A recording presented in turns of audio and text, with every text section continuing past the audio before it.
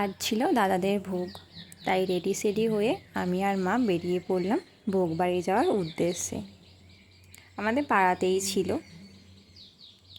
গিয়ে দেখি হরিনাম সংকীর্তন তখন শুরু হয়ে গেছে, তাই আর বেশি কথা না বাড়িয়ে চুপচাপ বসে পড়লাম। দেখো কত সবাই এসেছে হরিনাম শুনতে। এই সেই দাদাটাকে দেখলে এদিনই ছিল ভোগ। সবাই মন দিয়ে হরিনাম শুনছে দেখে আমিও চুপচাপ বসে পড়লাম। এখানে দেখো পুজো হচ্ছে, ঠাকুরমশাই আরতি করে নিচ্ছেন, তাই দাঁড়িয়ে দাঁড়িয়ে আরতি করাই দেখছিলাম। জানো তো, আমার না এই আরতি করার গানটা শুনতে খুব ভালো লাগে। তোমাদের কার কার ভালো লাগে বলো।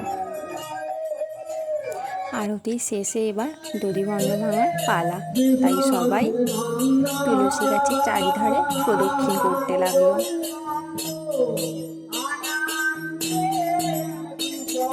ওদিকে তো দধিমণ্ড ভাঙা হয়ে গেল, আমিও চলে গেলাম খাওয়া দাওয়ার কাছে। গিয়েই খেতে বসে পড়লাম। চলো আমি খাওয়া দাওয়া করে নিই। তোমাদের ভিডিওটা কেমন লাগলো জানিও। সবাই অনেক অনেক ভালোবাসা দিও আর একটা লাইক করে দিও। সবাইকে টাটা।